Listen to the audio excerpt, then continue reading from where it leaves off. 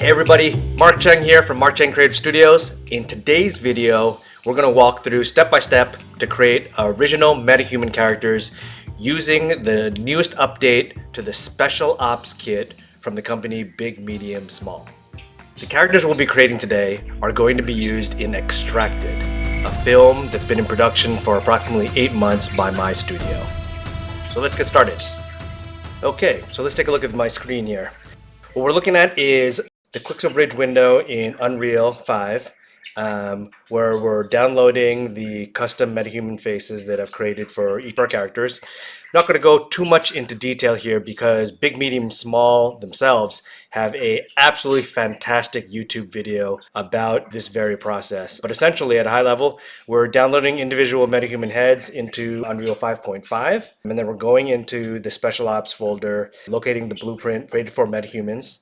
I'm using mh_cinematic, and like that process, I create a duplicate and name each one for my character. In this case, we're using a character named GB Generic. He's a background character, which is why he doesn't exactly get a name. And just like BigMediumSmall's YouTube video, we are customizing the face component by adding the Metahuman face mesh and then editing the animation mode face_NMBP. Now, one thing you'll notice here, which kind of freaked me out, is when I first added in the head, it wasn't positioned correctly. And at first I thought maybe I didn't create the correct height for the character and that the head was actually too low. But you'll see here, once I actually select the animation class face_NMBP, the head snaps into the perfect position and I had no problems after that. Everything was working fine. Next part, just like the BigMediumSmall walkthrough, is we're copying all of the grooms, facial grooms, and adding it to the face component in the Special Ops blueprint.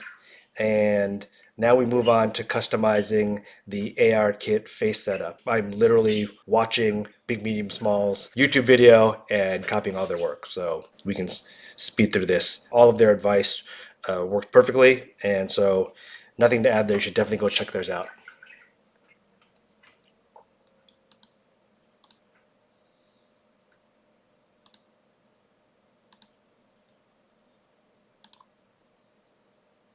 Okay, so now we have a custom blueprint with our Special Ops body and our Metahuman head on top. And the next step is to customize that.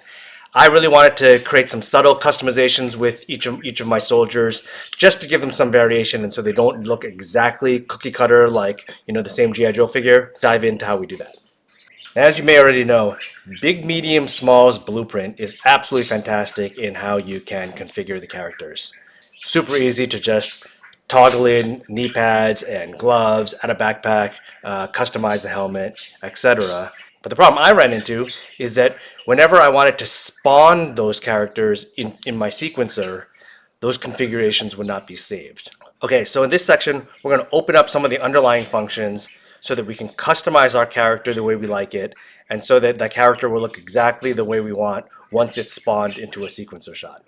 So the first thing to look at is our construction script. The construction script is the first thing that runs when the blueprint spawns into a sequence shot or appears in Level Anywhere. I'm going to pull out the construction script here and give it some space, and we're going to add 2 steps in here. The first step will be to set the operator's equipment, and the next one will be to set the operator's camouflage color. So I drag the construction script all the way to the left, and I right-click, drag out of the little triangle thingy, and I'm going to type set equipment. Set equipment is a function that you see in the list of functions on the left. The next one is going to be set operator camouflage.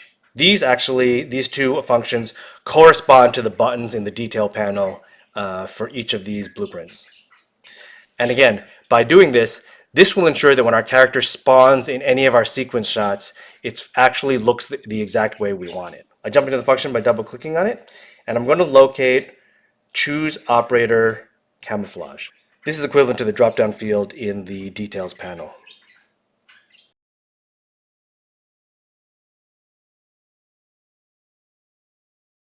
And by selecting it, you'll see in the details panel, it's completely mirrored inside this blueprint view.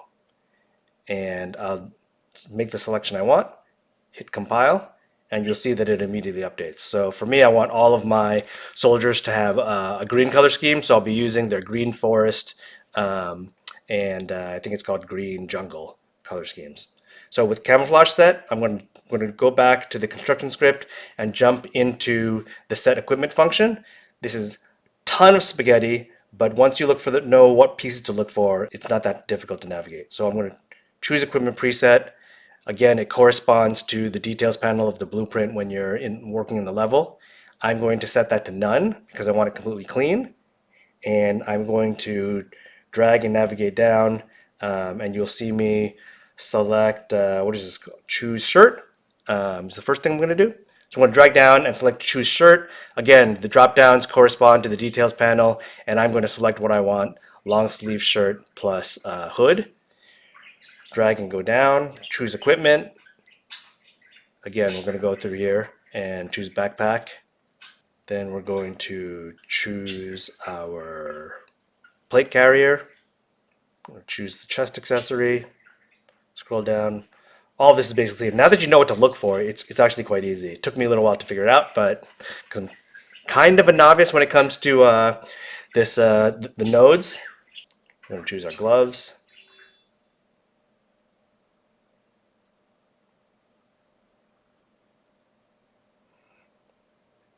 Okay, those are drop downs. Now we're going to look for toggles, which are correspond to the check marks of the details panel. Let's configure that. Give them some magazines, some knee pads.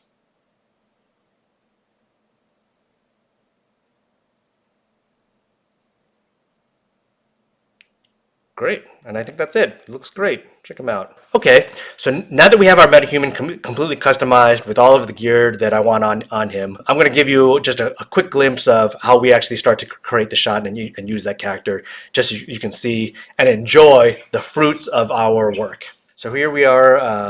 I've got this fantastic airliner crash in a residential neighborhood with all the wreckage, and I want to take our metahuman character and have him walking through that wreckage, looking for survivors, or maybe he's looking for enemy combatants. Let's take a look. So here I am inside the particular sequence shot.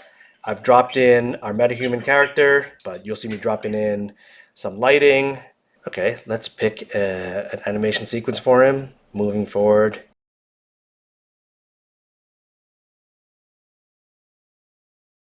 Okay, let's pause here for a second.